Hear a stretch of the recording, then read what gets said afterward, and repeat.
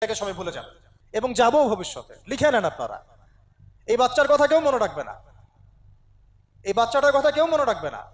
3 মাস পরে, 6 মাস পরে, 1 বছর পরে আরো নতুন ইস্যু আসবে, আরো নতুন পাপ হবে, আরো বড় বড় ঘটনা ঘটবে। এরপরে মানুষ এই বাচ্চাটাকে ভুলে যাবে। এই বাচ্চাটা কি তার মৃত্যু যন্ত্রণা ভুলতে পারবে? তার সম্মানহানি ভুলতে পারবে? তার পিতামাতাকে ভুলতে পারবে? এখন প্রশ্ন হচ্ছে, তার পিতাকেও যদি আমরা জিজ্ঞাসা করি, ইসলামে রেপের শাস্তি হচ্ছে মৃত্যুদণ্ড, আর ব্যভিচারের শাস্তি হচ্ছে অর্ধেক কোমর পর্যন্ত পুঁতে পাথর নিক্ষেপ করে হত্যা করা। এবং বিবাহিত ব্যক্তি হলে এই শাস্তি, অবিবাহিত হলে 100 বেত্রাঘাত, 1 বছরের নির্বাসন এবং সমাজ থেকে বয়কট করা। আর ধর্ষণ হলে সরাসরি মৃত্যুদণ্ড। 3 মাস সময় লাগার কথা না, 3 দিনের মধ্যেই করা সম্ভব। এটা শরিয়া আইন, এটা আল্লাহ রাব্বুল আলামিনের শরিয়া বিধান। এখন তারাও কি এটাতে রাজি হবে? যারা শোক প্রকাশ করছেন তারা কি এই বিধানটা কার্যকর করতে রাজি হবেন? যে ধর্ষককে সবার সামনে প্রকাশ্যে মৃত্যুদণ্ড দেয়া হোক, শরিয়া আইন কার্যকর করা হোক? রাজি হবেন না। কারণ আপনারা বলবেন এটা করতে গেলে বাংলাদেশ থেকে মৌলবাদী রাষ্ট্র হয়ে যাবে। তো সমস্যার গোড়ায় আপনারা যেতে চান না, ডালপালা নিয়ে নাড়াচাড়া করেন। জেনা ফ্রি মিক্সিংটাকে উন্মুক্ত করে দেয়া হলো, ছেলে মেয়ের অবাধ বিচরণটাকে উন্মুক্ত করে দেয়া হচ্ছে। একটা চরম ক্ষুধার্ত মানুষদের সামনে যদি আপনি খাবারকে উন্মুক্ত করে রাখেন, এরপরে যদি কেউ জোর করে খাবার খেয়েও ফেলে, শুধু কি আপনি খাদকের দোষ দিবেন? পুরো সিস্টেমটাই দায়ী, পুরো সিস্টেমটাই দায়ী এখানে। আপনি নারী পুরুষকে অবাধ মেলামেশা দিয়েছেন, ফ্রি মিক্সিংয়ে দিয়েছেন, একদম ছোটবেলা থেকেই, স্কুল লাইফ থেকে, কলেজ লাইফ থেকে, ইউনিভার্সিটি লাইফ থেকে, জব সেকশনে, এমনকি রাজনীতি করতে গেলেও কর্পোরেট সেকশনে, ব্যবসায়িক সেকশনে, অফিস আদালতে, সব জায়গায় ফ্রি মিক্সিংকে অবাধভাবে আপনি উন্মুক্ত করে দিয়েছেন, আমরা উন্মুক্ত করে দিয়েছি। এর উপরে ছড়িয়ে দিয়েছি পর্নোগ্রাফি। পর্নোগ্রাফি সবার ফোনে ফোনে। পর্নোগ্রাফি দেখতে থাকলে একটা মানুষ বাচ্চাকে না, কয়েকদিন পরে পশুর সাথেও জেনা করতে পারে। যদি সামনে দেখেন যে মানুষ পশুর সাথে জেনা করেছে, আপনারা অবাক হতে পারেন, আমি অবাক হব না। কারণ পর্নোগ্রাফি মানুষকে পশুর সাথেও জেনা করতে শেখাবে। বাচ্চা তো কিছুই না।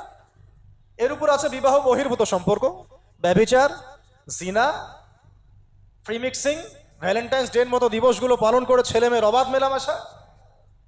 আর এই জেনাগুলোকে আমরা বলছি কাছে আসার গল্প, যেখানে ওর উপরে 100 বেত্রাঘাতের শাস্তি অলরেডি মজুদ হয়ে গেছে। আর কতগুলো যে জেনা হয়েছে এটা তো আল্লাহ পাক ভালো জানেন। একটা দুইটা তো করে নাই, একটার পর একটা চেঞ্জ করেছে। বিবাহিত ব্যক্তি পর্যন্ত অন্যের স্ত্রীর সাথে জেনা করেছে। আর এটা তো ধর্ম তো অনেক বড় বিষয়, ধর্ম তো অনেক বড় বিষয়। এটা তো মানবতা বিরোধী অপরাধ, এটা তো মানবতা বিরোধী অপরাধ। এখন সমস্যা কি এক কেন্দ্রিক? এটা বহুমুখী সমস্যা। ফ্রি মিক্সিং রেখেছেন, পর্ন চালু করে দিয়েছেন, এবং সবচেয়ে বড় কথা, এর শরঈ বিচারটুকু নিশ্চিত হচ্ছে না। তাহলে সমাজের মধ্যে এগুলো কমবে না বাড়বে? সিম্পল, সমাজের মধ্যে এগুলো বাড়বে। 6টা কাজ করেন, ইনশাআল্লাহ তাআলা কমে যাবে। প্রথমত, শরঈ পর্দা নিশ্চিত করেন। দ্বিতীয়ত, ফ্রি মিক্সিং বন্ধ করে দেন।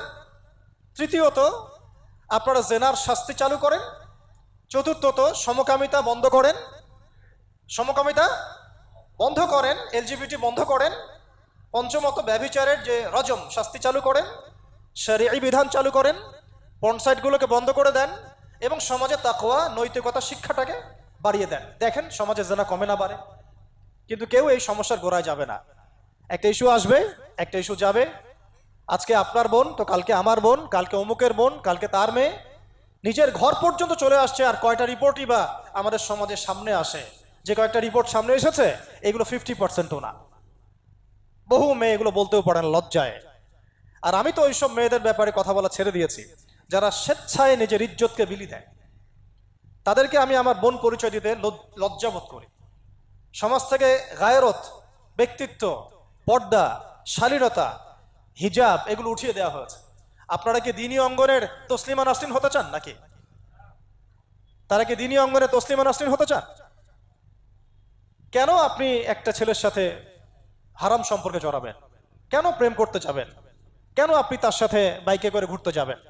কেন আপনি আপনার বন্ধুদের সাথে ফ্রি মিক্সিংয়ে ঘুরতে চলে গেলেন? 3 দিনের রাস্তা, 7 দিনের রাস্তা, 10 দিনের রাস্তা, অথচ আপনার উপর হজও ফরজ না মাহারাম ছাড়া। না আপনি পর্দা মানছেন, না মাহারাম মানছেন।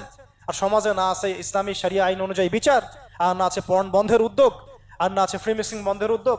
তো আপনার ইজ্জত চলে গেলে কে ফিরাই দেবে আপনাকে? আমি তো আপনার ভালোর জন্যই কথা বলছি। সমস্যা হচ্ছে আমরা সমস্যার গোড়ায় যেতে চাচ্ছি না। আজকে এই কথাটা আমি এখানে বলতে চাই নাই, শুধু কথা প্রসঙ্গে চলে আসছে যে এই যে মেয়েটা কাতরাতে কাতরাতে মারা গেল আজকে, আপনারা দেখে নিয়েন 3 মাসের মধ্যে এই মেয়েটাকে সবাই ভুলে যাবে। সমস্যার গোড়ায় আসেন। সমস্যার গোড়া হচ্ছে আল্লাহর জমিনে আল্লাহর দ্বীন ইসলাম বাস্তবায়ন না হওয়া পর্যন্ত এই মানবতার মুক্তির কোনো রাস্তা নাই। আল্লাহর কসম করে বলতেছি, আল্লাহর জমিনে ইসলাম, কোরআন, সুন্নাহ, রাসূলের আদর্শ বাস্তবায়ন হওয়ার আগ পর্যন্ত এই জাতির স্বাধীনতা বলে কোনো শব্দ নাই, এই মানবতার মুক্তির কোনো পথ নাই। কেউ আমরা স্বাধীন না, কেউ আমরা আমাদের ইনসাফ ন্যায্য অধিকারটুকু পাবো না। কালকে আপনার ঘরে এই সমস্যাগুলো আসলে আপনি এটাকে প্রতিহত করতে পারবেন না। বিচার চেয়ে বেড়াবেন এক মন্ত্রণালয় থেকে আরেক মন্ত্রণালয়ে, ফাইল ঘুরতে থাকবে, আপনার কেস বন্ধ হয়ে যাবে, আপনার বোনের ইজ্জত ফিরে আসবে না। আর রাসূল সাল্লাল্লাহু আলাইহি ওয়াসাল্লামের জামানায় আপনি আমাকে রেপের ঘটনা দেখান কয়টা ঘটেছে? সাহাবীদের জামানায় রেপের ঘটনা দেখান কয়টা ঘটেছে? জেনার ঘটনা দেখান না কয়টা ঘটেছে? ব্যভিচার কয়টা ঘটেছে? চুরি বা কয়টা হয়েছে? কয়টা হয়েছে? ডাকাতি কয়টা হয়েছে? একটা দুইটা রেয়ার আপনি ঘটনা দেখাতে পারবেন। এবং যখন সেই ঘটনা ঘটেছে ইনস্ট্যান্ট দেন এন্ড দেন নবী সাল্লাল্লাহু আলাইহি ওয়াসাল্লাম শরীয়ত আইন বাস্তবায়ন করেছেন। তিনি শুধু মানুষকে তাকওয়ার ওয়াজ নসিহত করেন নাই, বরং আল্লাহর আইনও বাস্তবায়ন করেছেন। এই দুইটা সমানুপাতিকভাবে চলতে হবে সমাজের মধ্যে। শুধু তাকওয়ার ওয়াজ করেই সব বন্ধ করা যাবে না, আইনও বাস্তবায়ন করতে হবে। তখন দেখবেন সমাজ সমান্তরালভাবে চলবে, একটা আলোকিত সমাজ বিনির্মাণের দিকে আমরা হাঁটতে পারবো ইনশাআল্লাহ। শুধু আমি ওয়াজ করে যাব, আইনের কোনো বাস্তবায়ন নাই, আবার আইন বাস্তবায়ন নিয়ে কথা বলবো, তাকওয়ার কোনো সমাজ নাই, এভাবে হবে না। দুটো একসাথে চলতে হবে। আমরা দুটো থেকেই সমাজকে বিচ্ছিন্ন করে ফেলছি। স্কুল লাইফ থেকে তাকওয়ার শিক্ষাটাকে আস্তে আস্তে শেষ করে ফেলছি। আমি তো দেখালাম তাকওয়া তো শিখবেন আপনি কোরআন থেকে, হাদিস থেকে, সিরাত থেকে, সেটাই তো আমরা পড়ি নাই। আমি চ্যালেঞ্জ করতে পারি আমাদের স্টুডেন্টদেরকে, আল কোরআনুল কারীমের 10টা সূরার অর্থ তারা বলতে পারবেন না, হাদিসের মধ্যে 100টা হাদিস তারা মুখস্থ বলতে পারবেন না। রাসূল সাল্লাল্লাহু আলাইহি ওয়াসাল্লাম পবিত্র জীবনী তারা 20 বছরে একটা কিতাবও একাডেমিক্যালি পড়েন নাই। ইসলামের ইতিহাসের একটা কিতাব একাডেমিক্যালি পড়ানো হয় নাই।